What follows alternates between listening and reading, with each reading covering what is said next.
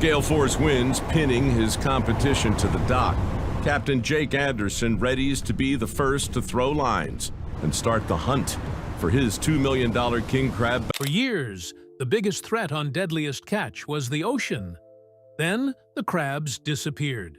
For 17 seasons, fishermen braved freezing waters, violent storms, and life-threatening conditions in pursuit of one thing: crab. No matter how dangerous the job became, there was always the expectation that the catch would be waiting. Then came an announcement that stunned the entire industry. How could a fishery that had operated for generations suddenly shut down? And what did scientists discover that left fishermen fearing for the future? Join us as we uncover what really happened when Deadliest Catch was forced to confront an unthinkable reality. The numbers that told a terrible truth. Before the cancellation decision was officially announced, scientists had been watching the numbers very carefully.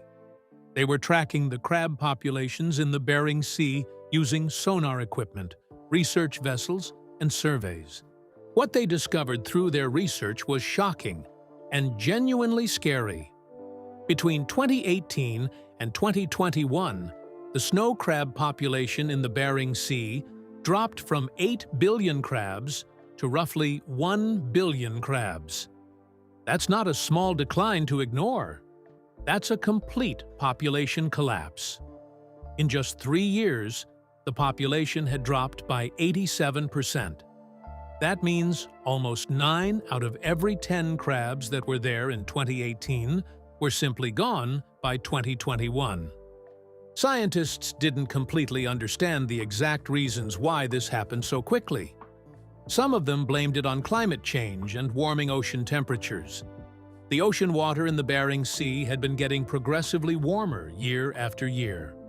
Warmer water means less ice forms in winter. Less ice means different food sources for the crabs. Different food sources affect the entire ecosystem and everything living in it.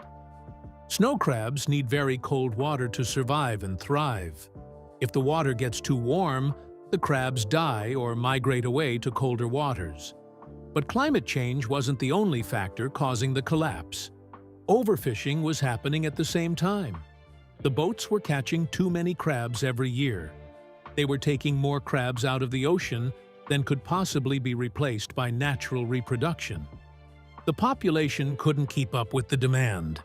The combination of warming water temperatures and heavy overfishing created a perfect storm for environmental disaster. The crab population couldn't recover on its own. Every single year, the population numbers got worse and more dire. Scientists were sounding alarm bells, but nobody in the fishing industry was really listening or taking action. The fishing industry wanted the seasons to keep opening and the boats to keep going out. The captains wanted to continue fishing and making money. The profits were too good to voluntarily stop. Everyone assumed the crabs would always be there, and then the numbers got so catastrophically bad that there was no choice left. The government had to step in and make an unprecedented decision. In 2021, the Alaska Department of Fish and Game scientists and managers realized the population had dropped so far that it fell below the legal threshold that allowed fishing to continue. They had to make a decision they had never had to make in the entire history of the fishery. They had to cancel the season completely to let the population try to recover. But what happened next shocked everyone involved in Deadliest Catch and the fishing industry. When reality TV met real consequences. On October 6, 2022, the Alaska Department of Fish and Game and the National Marine Fisheries Service issued an official statement to the world. The snow crab and red king crab seasons were being canceled for the entire 2022 to 2023 fishing season. The captains who appeared on Deadliest Catch didn't know what to do with this information. Their entire business model for decades had been based on catching these specific species.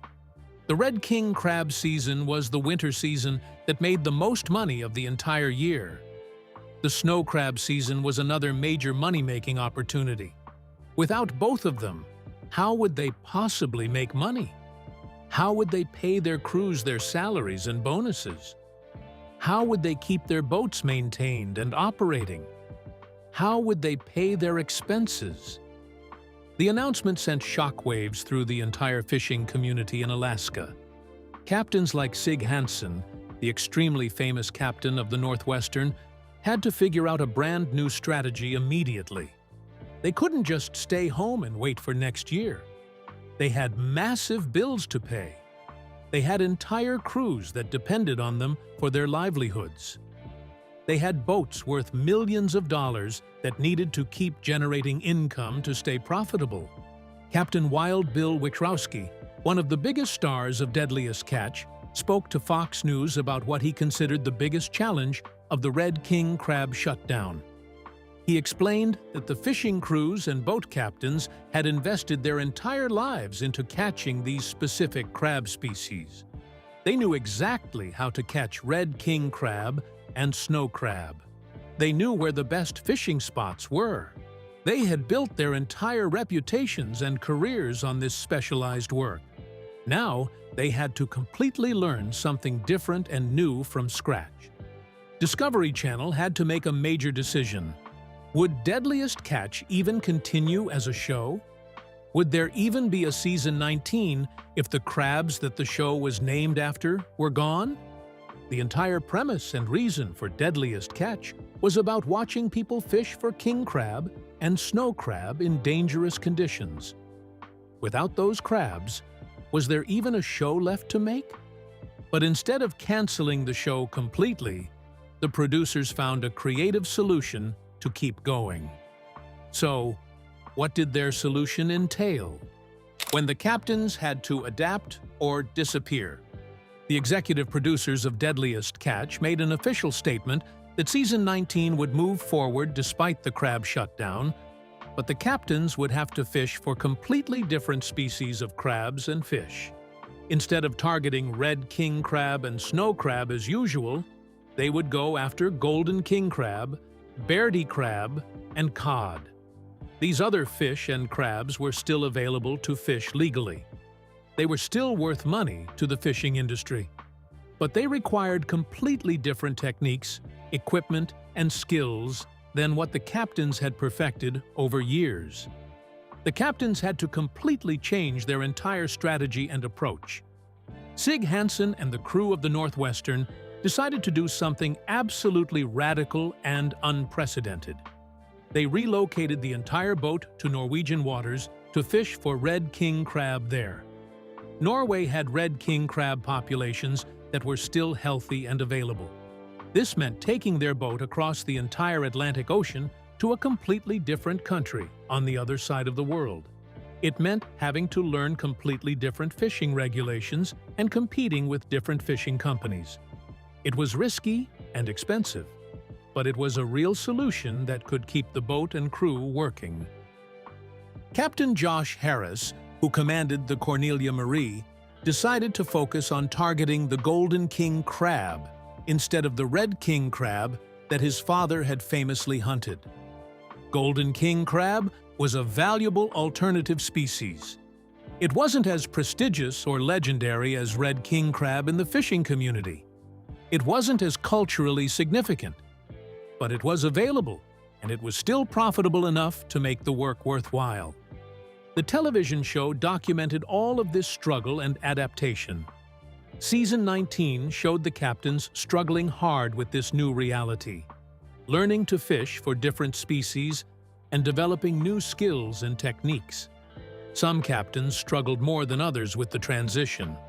The show that had been world famous for its dramatic red king crab fishing became a show about human survival and adaptation to change. Regular viewers got to watch real people dealing with real consequences of environmental collapse happening in real time.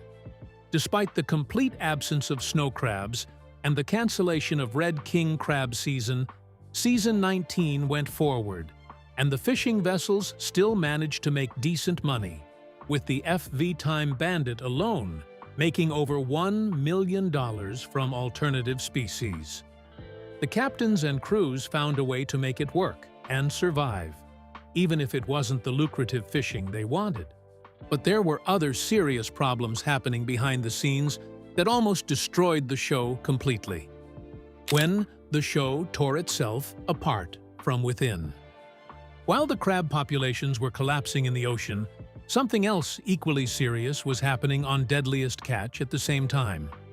The show was having serious internal conflicts with its own famous captains and crews. Discovery Channel had sued the Hillstrand brothers, Jonathan and Andy, who captained the legendary Time Bandit, for not finishing a planned spin-off show called Hillstranded. The network was demanding $3 million in financial damages from them. The Hillstrands said they couldn't finish the show because of production problems and other issues beyond their control. But the lawsuit created an even bigger and more serious problem than just a contract dispute.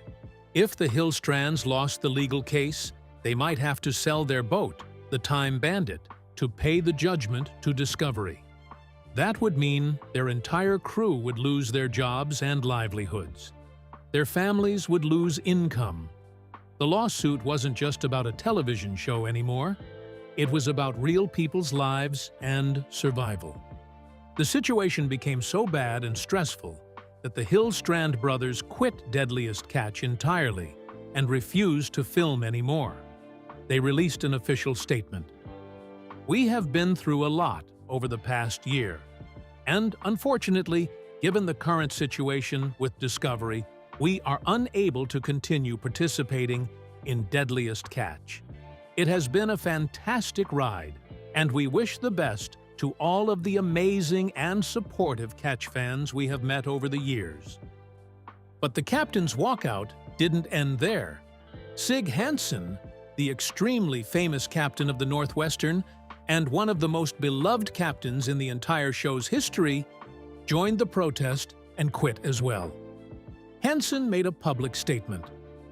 "I want people to know the captains stand together, and me and my brothers support them 100%.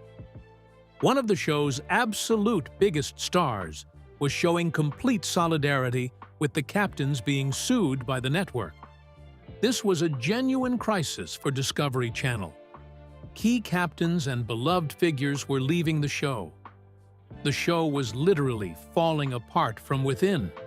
At the same time, the crabs were disappearing from the ocean. It seemed like Deadliest Catch was dying from multiple causes all at once.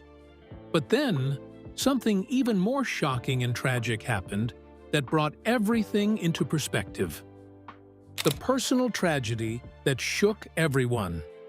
In the middle of all this chaos and crisis, something deeply tragic happened that reminded everyone what really mattered beyond TV ratings and money. Captain Phil Harris, one of the most beloved and legendary captains in the entire history of Deadliest Catch, and captain of the famous Cornelia Marie, died of a massive stroke in February 2011 at just 53 years old. Phil Harris wasn't just any captain. He was a genuine legend in the fishing community and among fans. Fans loved him deeply. His two sons had grown up on the television show. The Cornelia Marie was one of the most iconic and famous boats in the entire Deadliest Catch series. His unexpected death was absolutely devastating to everyone who watched the show and everyone in the fishing community. After his death, his son Josh Harris eventually took over the Cornelia Marie and captained the boat. Josh appeared on the show as an adult trying to fill the enormous shoes of his famous father. He had to deal with the constant pressure and expectation of following a living legend. He had to prove himself as a captain and earn the respect of the fishing community. And now, on top of all that personal struggle, he was dealing with the crab shutdown, the changing seasons, and having to fish for completely different species to make a living. Phil's death put everything into perspective for everyone involved. The lawsuits and disputes with Discovery Channel didn't matter as much. The business struggles and financial problems didn't matter as much. A real person was gone forever. His family had to live without him.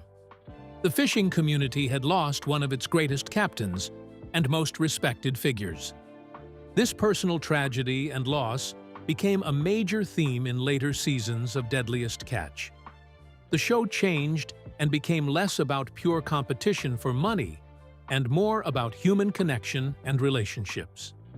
The captains started looking out for each other more and caring more about each other. They realized that what really mattered at the end of the day was surviving and taking care of the people you love. Not money or fame. But the crisis in the ocean kept getting worse instead of getting better. When one cancellation became two cancellations. Everyone in the fishing industry had hoped that canceling the 2022 and 2023 season would allow the crab population to recover and rebuild. They thought taking just 1 year off from fishing would give the crabs enough time to reproduce and rebuild their numbers back to healthy levels. They were sadly very wrong. In 2023, the snow crab season was canceled for the second year in a row, which shocked everyone again. This was even more shocking and concerning than the first cancellation. The population wasn't recovering the way everyone hoped. The crabs weren't coming back. The problem was actually getting worse instead of better. Scientists realized that the situation was far more serious and dire than they had initially thought. The crabs weren't just declining slowly. They were in real and serious trouble for survival. The warming water wasn't reversing or improving. The ocean ecosystem was changing in ways that might be permanent and long-lasting. The snow crabs might never come back to their previous healthy population numbers. In October 2023, there was some good news and hope. The Bristol Bay Red King crab fishery was allowed to reopen because the population had risen to 2.15 million pounds. That level was high enough to allow sustainable and responsible fishing again. But the snow crab situation remained dire and hopeless. For Season 20 of Deadliest Catch, the captains continued fishing for alternative species instead of their traditional targets. Golden king crab, Verdi crab, and cod became the main focus. The show adapted to the new reality, but everyone involved knew that something important had changed forever. The good old days of reliable and abundant snow crab fishing that had defined the industry were completely over. So with these changes forcing everyone to make difficult decisions, where are the cast members today, and what are they doing now? The tough decisions. More than 20 years after Deadliest Catch first set sail, the series remains one of Discovery Channel's biggest success stories. While today's fleet is led by familiar faces like Sig Hansen, Jake Anderson, Keith Colburn, Rick Shelford, and Jonathan Hillstrand, many of the captains and crew members who helped build the show's legacy have since taken very different paths. Some walked away from fishing altogether. Others faced personal battles that changed their lives forever. And a few disappeared from the spotlight completely, leaving fans wondering what became of them after the cameras stopped rolling. Perhaps no departure hit viewers harder than that of Captain Phil Harris, but other cast members encountered different realities, and not every departure from the show was planned. For Scott Campbell Jr., a serious back injury forced him to step away after Season 17. Rather than viewing the setback as an ending, he used it as an opportunity to reinvent himself. Over the years, Campbell has built several successful business ventures, including Cordova Coolers and Beaver Creek Firewood. While he still spends some time around fishing vessels, much of his focus now lies in entrepreneurship. His personal life has also undergone significant changes, including a divorce in 2022 and the beginning of a new relationship. While some former captains found new opportunities, others vanished from television under far more controversial circumstances. Edgar Hansen, the younger brother of Sig Hansen and longtime member of the Northwestern crew, was once one of the show's most recognizable figures.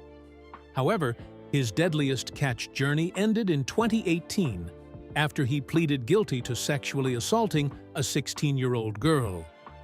Following the case, Hansen largely disappeared from public view and has maintained a private life ever since. Another familiar face who quietly stepped away was Andy Hillstrand. Alongside his brother Jonathan, Andy helped turn the Time Bandit into one of the most iconic vessels in the fleet.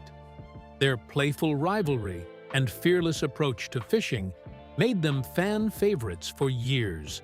But after season 19, Andy decided to leave the spotlight behind. Unlike many reality television personalities, he has chosen to keep a low profile, enjoying a quieter life away from cameras while reportedly remaining happily married to his wife, Sabrina. Then there's Wild Bill Wickrowski, one of the toughest and most colorful captains ever to command a crab boat. Bill's no-nonsense attitude and unforgettable stories made him a standout figure throughout his time on the series. In 2023, fans were shocked when he revealed that he had been diagnosed with prostate cancer. Fortunately, subsequent updates suggested that his treatment was successful, and by early 2025 he appeared to be cancer-free. Then came another surprise. In 2026, Bill announced that he was retiring from fishing. Yet anyone expecting him to slow down clearly doesn't know Wild Bill. Instead of relaxing, he revealed plans to pursue house flipping as his next adventure, while continuing to spend time with his wife, Karen Gillis, and their 3 children. Representing a younger generation of captains, Sean Dwyer brought fresh energy to the fleet during his years on the show.